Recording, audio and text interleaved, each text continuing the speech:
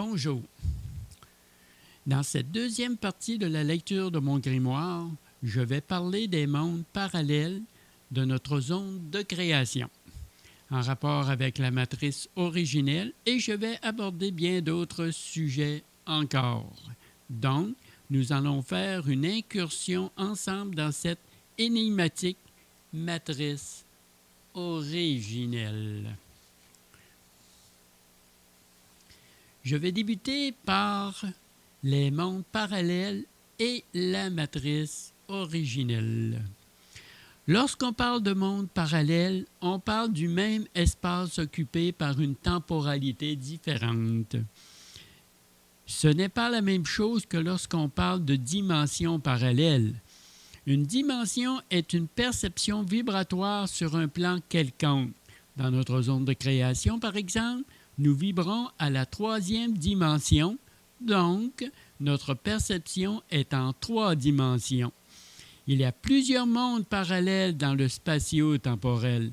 Chaque densité temporelle équivaut à un monde parallèle avec sa propre perception dimensionnelle dans un même espace donné. Lorsqu'on parle de monde dimensionnel dans un même plan, on parle de monde interdimensionnel. Dans notre zone de création, nous avons accès qu'à une dimension autre que notre troisième dimension, la dimension astrale, donc la deuxième dimension. Vous n'oubliez pas que la quatrième dimension, en réalité, c'est une inversion. Nous pouvons dire que la deuxième dimension du monde astral serait considérée comme un monde interdimensionnel, car faisant partie de notre plan d'existence. Vous savez maintenant que la quatrième dimension est une perception du plan spatial de la quatrième densité et non pas une perception du plan astral qui fait partie de la deuxième dimension mémorielle. Pour ce qui est des mondes parallèles de notre zone de création, il faut sortir de la matrice artificielle et entrer dans la matrice originelle. Car les mondes parallèles sont à l'extérieur de notre zone de création, mais contenus dans le spatio-temporel. Ne pas oublier que la matrice artificielle comme la matrice originelle font partie du spatio-temporel, donc de notre plan d'existence. Disons par exemple qu'il y aurait 10 niveaux temporels, donc 10 mondes parallèles. Tous ces mondes parallèles occuperaient le même espace dans le spatio-temporel, mais dans des temps différents. Chaque monde parallèle serait séparé par une membrane plasmique. N'oublions pas que notre zone de création fait partie de la matrice artificielle et c'est un grillage électromagnétique qui nous sépare des autres mondes parallèles de la matrice originelle. À chaque fois que nous changeons de niveau temporel, donc de monde parallèle, la densité temporelle augmente ou diminue proportionnellement en fonction de l'espace qui le contient. Rappelez-vous qu'au niveau du spatio-temporel, le contenant est l'espace et le contenu est le temps. Lorsqu'on entend parler de la Terre creuse, par exemple, on parle en fait de la quatrième dimension temporelle, donc du quatrième monde parallèle. Dans chaque monde parallèle, nous avons une perception vibratoire différente de l'espace qui nous entoure. La Terre, par exemple, est constituée de carbone selon notre niveau vibratoire de perception dans notre zone de création. Mais dans les mondes parallèles, la Terre passe du carbone au quartz pour finir en une terre de cristal dans la densité temporelle la plus élevée en vibration dans le monde parallèle. Car le cristal est le minéral le plus élevé vibratoirement.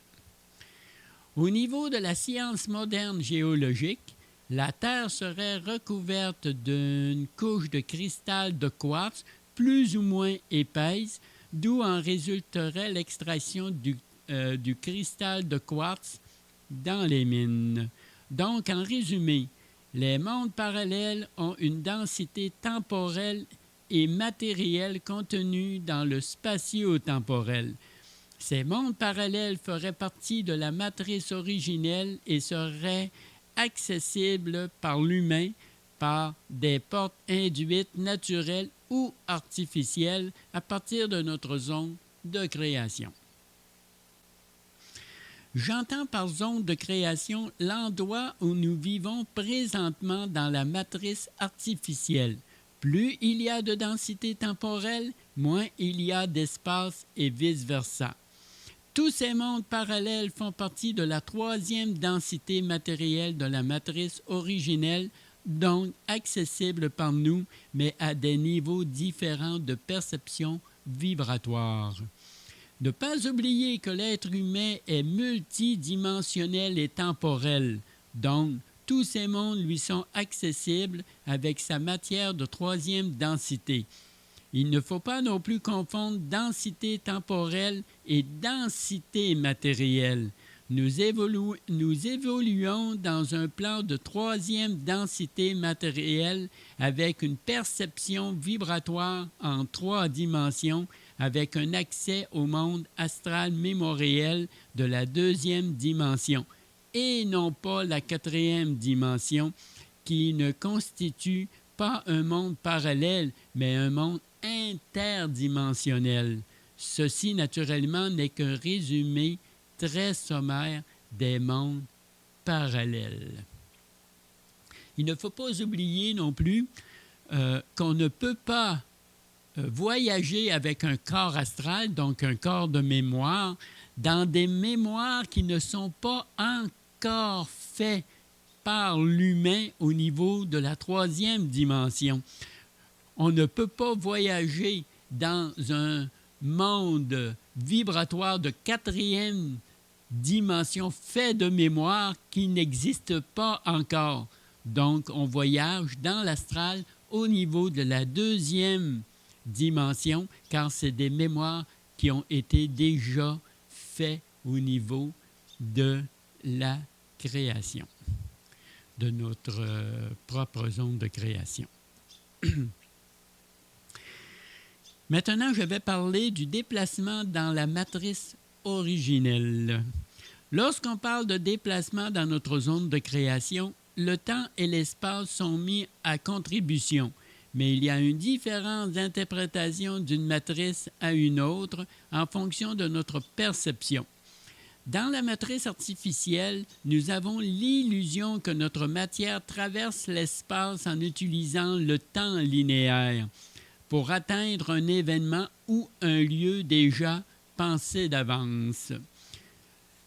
Le temps chronologique linéaire nous sert de référence temporelle pour déterminer le temps qui nous sépare d'un événement ou d'un lieu prédominé d'avance. Donc, la chronologie du temps linéaire nous sert à déterminer le temps alloué à notre déplacement pour atteindre un lieu prédéterminé ou un événement programmé dans la matrice artificielle. Pour ce qui est de la matrice originelle, le temps et l'espace sont utilisés différemment. L'espace est conditionné au niveau de l'intention, c'est-à-dire que nous ne pensons pas aller à un endroit précis, mais nous avons l'intention d'aller à cet endroit précis. Le temps, tant qu'à lui, n'est pas à l'extérieur de l'événement, mais fait partie intégrante de l'événement. Ce qui veut dire que le temps ne sert pas à déterminer la durée qui nous sépare de l'événement, mais nous sert à déterminer la durée de l'événement lui-même. Donc, il y a une différence entre le temps linéaire chronologique et de la matrice artificielle et le temps chronologique événementiel de la matrice originelle. Il ne faut pas oublier que notre zone de création se situe dans le même espace que ce soit la matrice artificielle ou la matrice originelle, mais chevauchent des temps différents dont fait partie les deux matrices étant tous les deux au niveau du spatio-temporel. Un exemple, comment on utilise le temps et l'espace dans la matrice originelle. Vous savez déjà utiliser actuellement le temps, c'est-à-dire la durée, et l'espace, c'est-à-dire l'endroit dans notre zone de création. Mais l'utilisation est différente dans notre zone de création au niveau de la matrice originelle. Imaginez que vous avez fixé un rendez-vous avec une personne de votre entourage. Dans la matrice artificielle, le temps linéaire sert à calculer la chronologie qui vous sépare de votre rendez-vous avec cette personne. Dans la matrice originelle, le temps n'existe pas en tant que séparation entre l'événement présent et le rendez-vous futur que vous vous êtes fixé précédemment. En un mot, il n'y a pas de temps chronologique qui sépare les deux événements. C'est l'intention qui joue le rôle de catalyseur afin de séquencer un événement qui contient un temps chronologique. Je m'explique. Il n'y a pas de temps qui sépare un événement d'un autre. La chronologie du temps sert uniquement pour la durée de l'événement afin de pouvoir vivre cet événement. C'est pourquoi il est très important d'avoir conscience du contrôle de son intention. Pour aider à ce contrôle, on peut donner une chronologie de temps qui sépare deux événements et ainsi, c'est nous qui décidons du temps imparti qui éloigne ces deux événements. Ce qui veut dire qu'à chaque fois que vous utilisez votre intention, au lieu de vous soumettre à une pensée qui ne vous appartient pas, vous êtes en quelque sorte connecté à la matrice originelle. Car la pensée appartient à la matrice artificielle et l'intention, par contre, appartient à la matrice originelle. Changer sa perception de l'utilisation du temps chronologique revient à dire qu'on entre petit à petit dans la matrice originelle. Maintenant, je vais parler de l'immortalité dans la matrice originelle. Dans la matrice originelle, la durée de vie est tellement longue que l'être humain a une espérance de vie d'un immortel.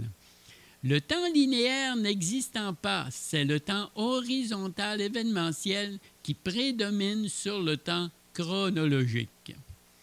En quelque sorte, c'est le présent d'un événement qui fait office de mesure temporelle. Dans la matrice artificielle, il y a deux manières de devenir immortel. Soit délaisser la matière atomique pour diverses raisons, intégrer la matière électroplasmique en imbriquant à l'intérieur du corps physique, c'est-à-dire électromagnétique, et par la suite en attirant l'entité amique, c'est-à-dire l'âme astrale, détenteur de la forme mémoire humaine. Ou fusionner, c'est-à-dire imbriquer, la matière électroplasmique dans la matière atomique, comme présentement le corps physique, c'est-à-dire le corps électromagnétique, est imbriqué dans la matière atomique et attiré comme un aimant à pôle opposé, l'entité amique, c'est-à-dire l'âme astrale, détenteur de la forme mémoire humaine. Dans les deux cas, que ce soit l'intégration dans la matière électroplasmique en délaissant la matière atomique ou en fusionnant les deux matières atomique et électroplasmique, il faut récupérer les données de l'ADN de la matière atomique pour l'incorporer dans la matière électroplasmique.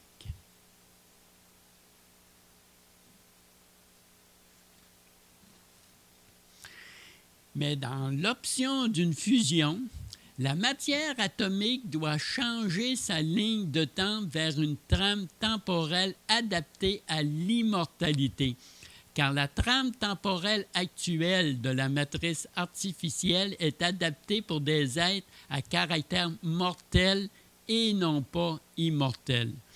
Pour changer de trame temporelle, il suffit simplement de changer sa perception de voir la vie dans cette matrice artificielle et petit à petit, votre ligne de temps bifurquera vers une trame temporelle se rapprochant de la matrice originelle plus adaptée à votre nouvelle condition matérielle. Dans la matrice originelle, notre ligne de temps se trouve dans une trame temporelle à caractère immortel. C'est pour cette raison que la vie est si longue dans la matrice originelle, car nous sommes alimentés énergétiquement par un véritable soleil. Ce que nous appelons le soleil ici n'est qu'un rayonnement électromagnétique du véritable soleil électromagnétique de la matrice originelle. N'oublions pas que l'électromagnétique égale simulation et que électroplasmique égale création. La matrice artificielle n'est qu'une simulation de la matrice originelle. C'est pourquoi plusieurs personnes ici disent que nous vivons dans une simulation holographique. De surcroît, la théorie du mouvement rétrograde de la Terre sert de récupération d'énergie pour les maîtres du monde et sert aussi à donner une densité illusoire au temps linéaire. L'illusion de la rotation de la Terre sur elle-même entraînant un temps psychologique tout à fait illusoire qui a eu comme conséquence le vieillissement de notre matière atomique, l'entraînant vers une mort biologique. Ce qui règle la vie de l'humain aujourd'hui dans notre zone de création, ce n'est pas sa biologie, mais bien la chronologie reliée à de petits appareils. Ces petits appareils, nous les nommons montres pour nous dire quand manger, cadran pour nous dire quand se lever, horloge pour nous rappeler qu'on est des esclaves et qu'il est temps d'aller travailler, et nous sommes soumis à ces petits appareils qui nous indiquent un temps complètement illusoire. Maintenant, je vais parler de notre zone de création. Dans la matrice originelle, notre zone de création est déterminée par l'horizon que nous apercevons. Allez dans un endroit qui est le plus plat possible et tournez sur vous-même. Vous vous apercevrez que l'horizon qui vous entoure forme un cercle parfait. Si vous vous déplacez dans une direction ou l'autre, vous vous apercevrez que le cercle formé par l'horizon est toujours à la même distance de vous et que vous êtes toujours au centre de ce cercle. Ce qui veut dire que votre zone de création est toujours délimitée par la perception de l'horizon qui vous entoure. Regardez par exemple une carte montrant les 5 continents. Vous remarquerez qu'en réalité, ce que vous voyez est constitué d'un seul continent fragmenté, rattaché en son centre par ce que nous appelons le pôle Nord. Faites un cercle sur cette carte qui comprend ce grand continent morcelé et vous verrez la reproduction de votre zone de création à l'échelle planétaire. À l'extérieur du cercle, ce n'est que de l'eau identifiée comme étant des océans. Pour combler l'espace visible sur un globe terrestre ou sur une carte pour y positionner un prétendu pôle sud. La dérive des continents n'est en réalité que la dérive de la matrice artificielle. Souvenez-vous que la matrice artificielle est une inversion complète de la matrice originelle. Ce que je veux dire, c'est que notre zone de création, que ce soit au niveau de la matrice originelle ou de la matrice artificielle, se limite à ce que nous voyons du cercle que nous formons constituant notre horizon. Nous évoluons dans un milieu qui nous est complètement inconnu. Ce n'est pas les scientifiques qui sont à la solde des maîtres du monde qui vont vous le dire. Ce qu'il faut retenir, peu importe la matrice dont vous faites partie, la limite de la membrane plasmique que vous apercevez constitue la limite de l'horizon de votre zone de création. En termes scientifiques, vous apercevez en quelque sorte le mur de Planck. Notre univers local est ce que vous apercevez avec vos yeux et le reste n'est que de la mémoire astrale densifiée au niveau de la matrice artificielle. Dans la matrice originelle, cette mémoire astrale n'existe pas. Elle, c'est-à-dire la mémoire astrale, ne peut pas interférer avec la perception de votre zone de création car étant totalement absente. Physiquement, vous êtes dans une prison de nature électromagnétique. Psychologiquement, vous êtes enfermé dans une cellule complètement illusoire et psychiquement, vous appartenez à une zone de création qui vous est totalement occultée. Voilà la condition actuelle de l'être humain. Il faut prendre conscience que nous évoluons en réalité dans la matrice originelle dont notre zone de création a été modifiée ou plutôt altérée par nos 5 sens en oubliant la faculté de se servir de notre 6e sens psychique. Notre pouvoir de création n'est pas seulement un conte de fées qu'on raconte le soir pour endormir les enfants, mais il est bel et bien réel et caché au fond de nous. Il nous reste qu'à le faire ressurgir au grand jour pour ouvrir la porte qui nous conduira vers la matrice originelle. Maintenant, je vais parler comment travailler au niveau métaphysique.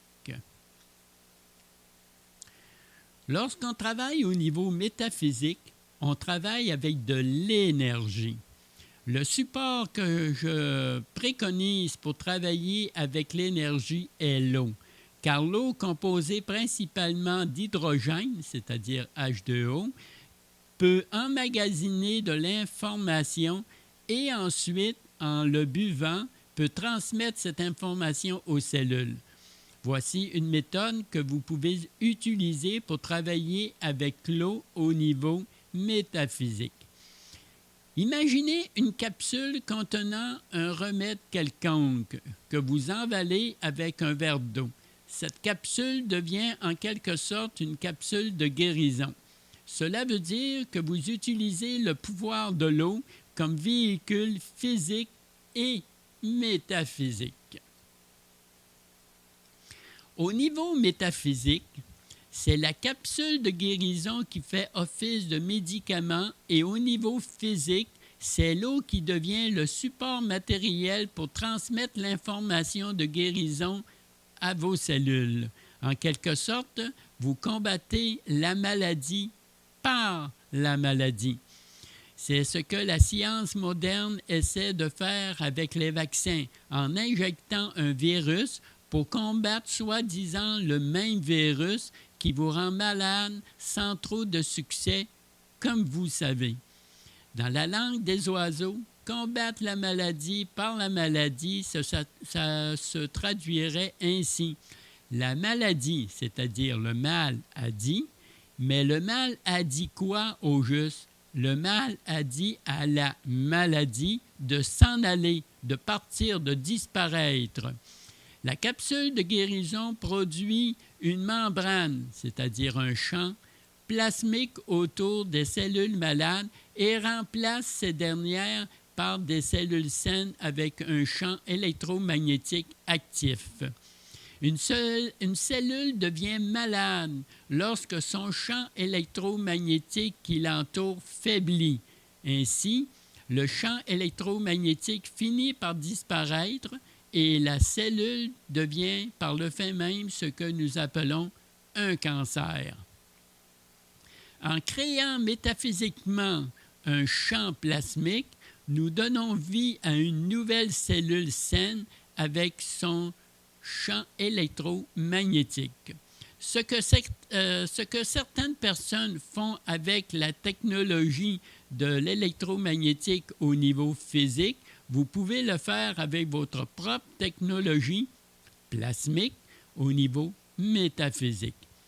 N'oubliez pas que le champ électromagnétique appartient à la matrice artificielle, mais le champ plasmique appartient à la matrice originelle et que cette dernière est une matrice de création et non de représentation comme la matrice artificielle. Donc, vous pouvez vous guérir de n'importe quelle maladie en utilisant le pouvoir de l'eau au niveau métaphysique et physique. Il faut savoir que le pouvoir réel que vous avez, c'est votre connexion avec la matrice originelle par l'entremise de votre matière électroplasmique. Pourquoi cette matière est électroplasmique? Parce que cette matière contient, comme son nom l'indique, deux éléments. Le premier élément qui est électro, qui signifie électricité, la connectant au champ électromagnétique de la matrice artificielle. Son deuxième élément qui est plasmique, qui signifie plasma, la connectant au champ plasmique de la matrice originelle. Ce qui veut dire que la matière électroplasmique est connectée à la fois aux deux matrices. En un mot, on peut dire que la matière électroplasmique fait partie autant de la matrice artificielle, par son côté électro, et de la matrice originelle, par son côté plasmique. Donc, appartient aux deux matrices. C'est cette connexion qui nous permet de voyager en physique et de pouvoir sortir de notre zone de création. C'est la matière électroplasmique qui produit un champ plasmique alentour de la matière atomique. La partie la plus dense de ce champ plasmique est perçue comme étant l'aura. N'oubliez pas que notre zone de création fait partie de l'astral et que ce dernier fait partie intégrante de la matrice artificielle. Ce qui veut dire, lorsque vous faites un voyage astral dans la deuxième dimension mémorielle ou lorsque vous rêvez, vous êtes toujours dans la matrice artificielle. Donc, vous possédez en vous un pouvoir que les maîtres du monde ne veulent pas que vous découvriez. La puissance qui est en vous vous permet d'avoir un pouvoir de guérison et de régénération digne d'un Dieu. Maintenant, je vais parler de trame temporelle et ligne de temps. En 2012, il y a eu deux trames temporelles qui se sont superposées l'une sur l'autre. En 2016, les deux trames temporelles se sont séparées l'une de l'autre, tant au niveau du temps événementiel qu'au niveau du temps chronologique. Voici les observations qui se rapportent au sujet de ces deux trames temporelles. Lorsque la séparation des deux trames, chaque trame possédait un avatar de nous-mêmes.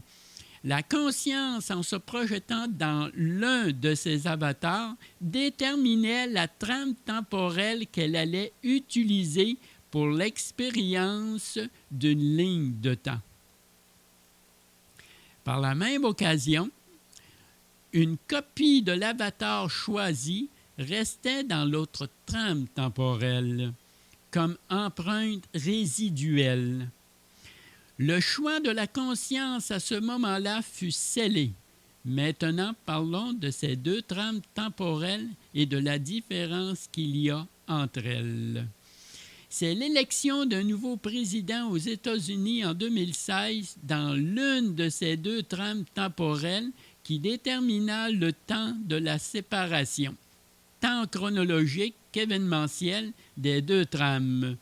Dans l'une des trames temporelles, c'est une personne presque inconnue jusqu'alors qui fut élue comme président des États-Unis. Dans l'autre trame temporelle, c'est une personne très connue qui fut élue présidente des États-Unis.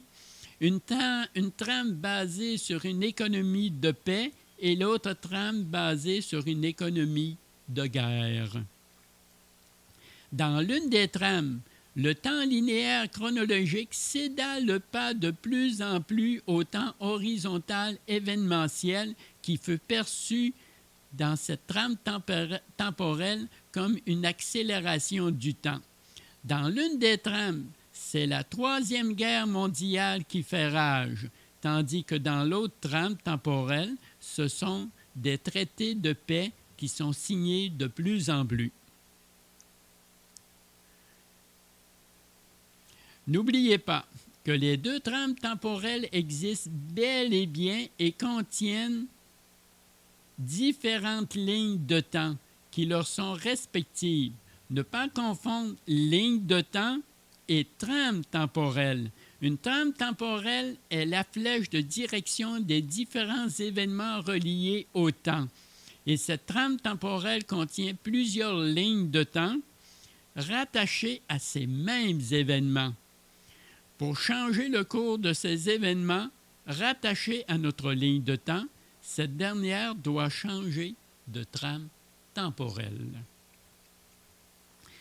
Présentement, les trames temporelles s'éloignent de plus en plus l'une de l'autre, mais les avatars que nous sommes ont des contacts avec notre copie ou empreinte qui est dans l'autre trame temporelle. C'est pour cette raison, par exemple, que durant une entrevue à la télévision, une certaine personne a déclaré qu'elle avait battu l'autre personne à l'élection présidentielle et qu'elle pouvait le battre de nouveau. Si cette personne se présentait comme président des États-Unis d'Amérique, effectivement, cette personne a bien remporté la victoire sur l'autre personne dans la trame temporelle dont faisait partie sa ligne de temps. Mais dans l'autre trame temporelle, sa copie, ou si vous aimez mieux, l'empreinte laissée par sa conscience, dans cette trame temporelle, n'a pas remporté l'élection à la présidence des États-Unis. Mais c'est bien l'autre personne qui remporta l'élection à la présidence des États-Unis d'Amérique. Vous avez sûrement remarqué que je n'ai pas nommé de nom. Vous n'avez qu'à poser les noms aux endroits que vous jugez le plus appropriés pour vous. Plusieurs petits détails qui seraient trop longs à énumérer ici nous disent en sorte dans quelle trame temporelle notre ligne de temps respective se trouve présentement. Pour en nommer quelques-uns qui reflètent la différence entre les deux trames temporelles, disons que l'astral de la 4e dimension, par exemple, faisant partie d'une trame temporelle est remplacé par le temps spatial de la 4e densité dans l'autre trame temporelle. De cette manière, le double astral d'une trame temporelle est remplacé par le double de matière électroplasmique dans l'autre trame temporelle sans vous en apercevoir vraiment. L'accélération temporelle est l'effet du temps linéaire chronologique en rapport avec le temps horizontal événementiel. Et que dire de l'effet Mandela? dont certains souvenirs ne correspondent plus à notre ligne de temps actuelle, dont l'avatar de la conscience et sa copie faisant partie de l'une ou de l'autre des deux trames temporelles mélangent les souvenirs. Toutes ces observations grandes ou petites font en sorte de nous démontrer que les lignes de temps de plusieurs d'entre nous ont basculé sans trop s'en rendre compte dans une trame temporelle. Il faut simplement se poser les questions suivantes. Si l'immigration massive affecte votre réalité ou non, si les nouvelles de guerre décrites dans les médias de masse vous affectent psychologiquement ou non, si les décisions pacifiques de certains dirigeants sont dénigrées par les journalistes vous semblent mondialistes ou non, si la pandémie qui sévit durant que je lis ces textes-là vous affecte à un très haut point ou presque pas, eh bien, vous pouvez déterminer si votre ligne de temps se trouve dans l'une ou l'autre des deux trames temporelles qui s'offrent à vous présentement. Soyez vigilants pour ne pas vous faire engloutir dans le tourbillon créé par les maîtres du monde afin que votre ligne de temps soit dans la trame temporelle la plus néfaste pour l'humanité. Car les deux trames temporelles sont encore assez proches l'une de l'autre pour le transfert des lignes de temps de l'une vers l'autre. Mais n'oubliez pas que l'avatar de votre conscience, c'est-à-dire vous, existez dans les deux trames temporelles simultanément, en tant qu'avatar ou l'empreinte d'une copie dans l'une ou l'autre des trames temporelles, ce qui cause présentement bien des problèmes d'identification. En regardant de plus près, ces deux trames temporelles, elles semblent similaires au corridor chronologique où l'humanité se trouve présentement basée sur une économie de guerre et à la similitude de la première densité temporelle qui est basée tant qu'à elle sur une économie de paix. Je parle ici de deux trames temporelles, ce qui n'exclut pas l'existence de d'autres trames temporelles contenant actuellement des lignes de temps propres à chaque individu. Lorsque les deux trames temporelles que je vous ai décrites seront éloignées suffisamment l'une de l'autre dans quelques années, tout sera définitivement scellé et notre ligne de temps sera assujettie à une seule et unique trame temporelle. Comme je dis souvent, changer sa perception sur le monde qui nous entoure, c'est changer sa réalité et par le fait même, votre ligne de temps se dirigera vers la trame temporelle qui lui convient le mieux. Maintenant, je vais parler de l'effet miroir des mondes parallèles. Comme décrit au sujet des différentes densités temporelles de la planète Terre, au niveau du spatio-temporel, je vais faire un petit résumé de l'effet miroir des différentes densités temporelles de la Terre au niveau de l'économie et de l'énergie. Ne pas oublier que les différentes densités temporelles du temps événementiel font partie du même espace dans notre zone de création. Il faut savoir que dans un quantum temporel, l'espace est l'endroit que l'on occupe et le temps est ce qui nous entoure. Dans le corridor chronologique, l'économie est basée... Quand je parle du corridor chronologique, je parle de notre zone de création où on est présentement. Dans le corridor chronologique, l'économie est basée sur la guerre. L'énergie est prioritairement non renouvelable, polluante et payante à base de pétrole et de charbon. Dans la première densité temporelle, c'est-à-dire dans le monde parallèle qui est juste opposé au nôtre, l'économie est basée sur la paix, l'énergie prioritairement renouvelable et propre à base de technologies payantes d'énergie hydroélectrique et partiellement gratuite. C'est ce que nous vivons présentement en très grande partie au Québec avec l'énergie hydroélectrique et les panneaux solaires. Dans le deuxième niveau de densité temporelle, l'économie est basée sur la collectivité. L'énergie est à caractère libre, mais la technologie est payante. Dans le troisième niveau de densité temporelle, quand je parle de niveau temporel, je parle naturellement de monde parallèle, comme troisième densité temporelle, troisième monde temporel, c'est-à-dire les mondes temporels qui habitent dans le même espace, qui occupent le même espace, mais dans des densités temporelles différentes. Donc, dans le troisième niveau de densité temporelle, l'économie est basée sur la liberté des personnes, l'énergie est libre et la technologie gratuite à caractère collectif.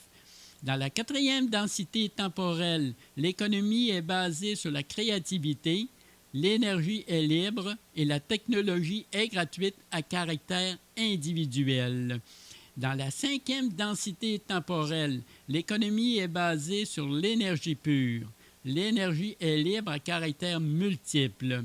Dans la sixième densité temporelle, l'économie est basée sur l'individu. L'énergie est libre à mouvement perpétuel. Dans le septième niveau de densité temporelle, l'absence de toute économie. L'énergie est libre et d'aspect cristalline. Dans la huitième densité temporelle, l'énergie est libre et luminescente. Dans la neuvième densité temporelle, l'énergie est libre et supraluminescente à caractère atomique. Et dans la dixième densité temporelle, l'énergie est libre et supraluminescence à caractère subatomique. Il va sans dire que naturellement, du deuxième niveau jusqu'au dixième niveau de densité temporelle est à venir. Disons également qu'il y a un vortex énergétique qui existe seulement depuis quelques années et connu sous l'appellation du supramental qui commence de plus en plus à s'imposer dans notre corridor chronologique. Maintenant, l'humain est prêt à entrer dans la sixième racine neuronique et par la même occasion de pénétrer dans la première densité temporelle du temps événementiel de notre zone de création personnelle. En quelque sorte, nous sommes à la densité zéro parce que le temps ici est illusoire et n'a pas de densité. L'humain présentement évolue dans la troisième densité matérielle, dans un corridor dépourvu de densité temporelle. Il peut également se déplacer dans la quatrième dimension astrale, consciemment ou inconsciemment par le rêve. Il commence également à se déplacer dans la quatrième densité matérielle qui possède une densité temporelle. Petit à petit, l'humain fait son entrée dans le premier monde parallèle, donc dans la première densité temporelle de notre zone de création. Il suffit d'observer ce qui se passe sur la planète pour percevoir le changement de décor, qu'il soit politique, économique, énergétique et même physique, pour s'apercevoir que notre zone de création terrestre et surtout personnelle est en pleine transformation et en direction vers la première densité temporelle. En d'autres mots, il y a séparation de deux mondes. Si vous regardez devant vous, vous voyez l'horizon de l'espace, mais si vous regardez verticalement vers le haut, c'est-à-dire au-dessus de vous, vous voyez l'horizon du temps événementiel qui est de plus en plus près de nous. L'un comme l'autre possède une densité et c'est pour cette raison que nous pouvons pénétrer dans le premier monde parallèle, renfermant la première densité temporelle. Le changement de décor se fait petit à petit sans trop nous en apercevoir et sans trop d'efforts apparents. Comme je dis souvent, changer sa perception, c'est changer sa réalité. changer sa réalité et bienvenue dans votre nouvelle zone de création propice à l'exploration et non à la domination. Pour ceux qui sont un peu plus âgés, ils vont se rappeler que lorsqu'on regardait le ciel, le plafond du ciel était beaucoup plus éloigné. Et maintenant, lorsqu'on regarde le plafond du ciel, il est beaucoup plus bas. Ça, c'est le temps événementiel qui, comme pas le temps événementiel, mais c'est ça. C'est le temps événementiel qui a une densité qui commence de plus en plus à pénétrer à l'intérieur de notre zone de création. Pour finir cette deuxième partie, regardons ensemble les fréquences Hertz de l'humain. Dans la matrice artificielle plasmique de terraformation avec une densité temporelle qui est la réplique de la matrice originelle pour l'exploration de la matière et non l'inversion complète de la matrice artificielle où nous sommes présentement, qui est de nature électromagnétique. Voici les fréquences Hertz qui représentait le taux vibratoire de l'humain au tout début de sa gestation dans notre zone de création planétaire. Ce qui veut dire que c'était avant et non pas maintenant. 675 Hz était la fréquence vibratoire basse qui permettait à l'humain d'évoluer dans la troisième densité. 773 Hz était la fréquence vibratoire intermédiaire qui permettait à l'humain de distinguer des autres animaux du jardin, de le distinguer des autres animaux du jardin terrestre. Il était le gardien aussi bien de la flore végétale que de la faune animale du jardin d'Éden.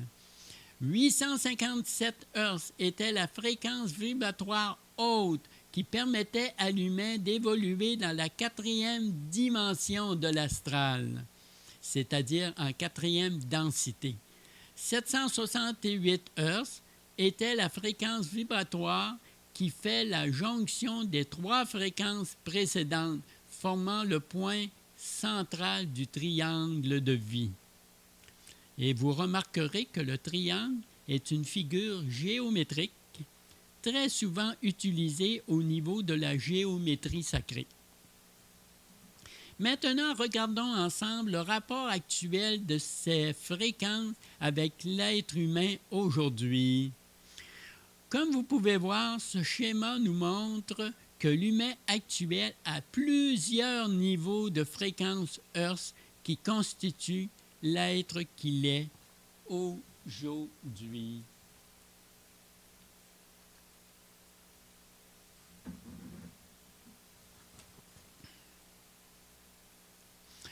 Il faut se rappeler que la condition normale de l'humain est qu'il travaille le jour et récupère son énergie la nuit. En tous les cas, c'est cette information qui est véhiculée. Mais que savons-nous vraiment du rêve récupérateur durant la nuit? Voici les trois états du rêve. Vous avez premièrement le rêve éveillé, c'est-à-dire la vie active le jour. Le deuxième est le rêve lucide, c'est lorsqu'on fait un voyage astral conscient. Et troisièmement, vous avez le rêve inconscient, c'est le sommeil subliminal que nous expérimentons la nuit. Pourquoi je considère que nous rêvons également le jour? C'est parce que nous devons nous poser la question suivante. Quel est le processus qui fait en sorte que le matin, lorsqu'on se réveille, on ne se souvient plus de ce qui s'est passé durant la nuit? Il faut savoir que le même processus fait en sorte que lorsque nous nous endormons le soir, on ne se souvient probablement pas de ce qui nous de ce qui on était durant le jour.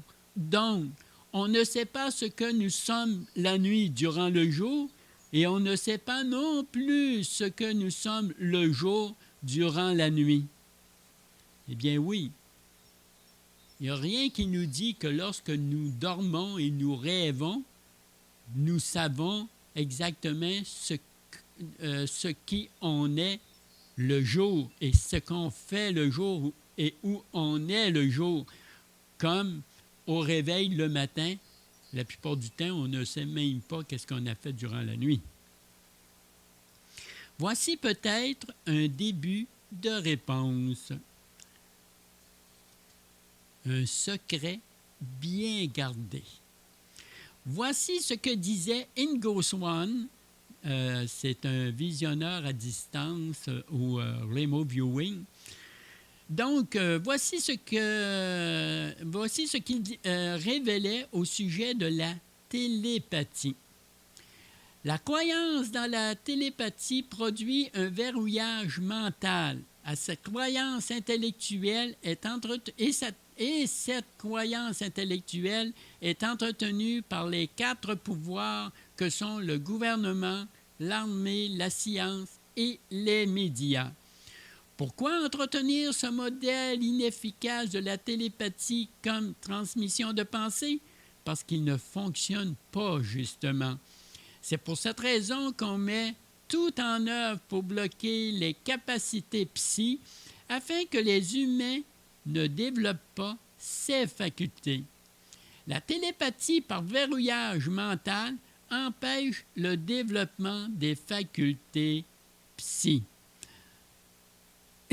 Donc, en un mot, ce que Ingo Swann nous dit, c'est que la télépathie ne peut pas exister dans la forme qu'on veut bien nous le faire croire. Imaginez si on avait ces capacités psy avec nos aptitudes psychiques, on pourrait savoir les petits secrets que nous cachent nos dirigeants et maîtres du monde.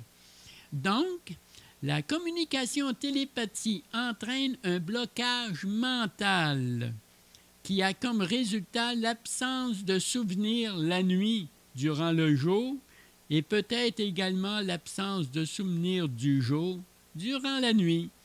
Serions-nous dans un rêve permanent, dans cette matrice artificielle à inversion totale? Donc, la télépathie ne fonctionne pas, mais c'est notre pouvoir psy qu'il faut retrouver.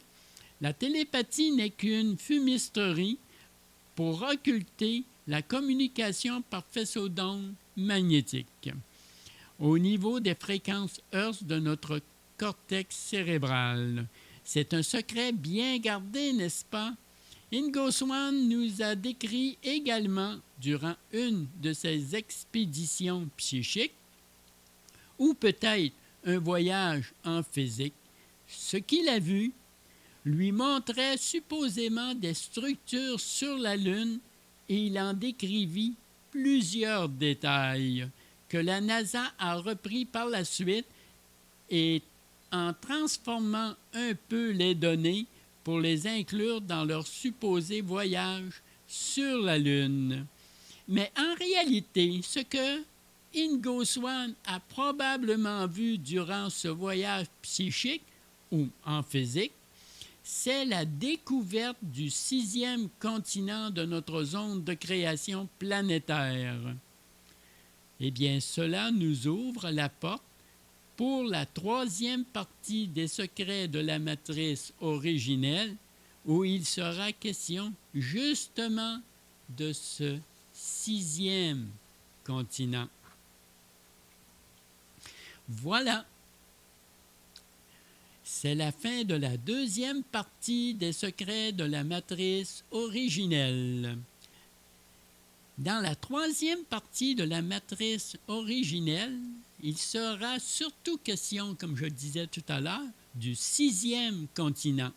Je parlerai également des racines neuroniques en rapport avec les différents continents actuels. Donc, j'espère que vous serez au rendez-vous. À la prochaine!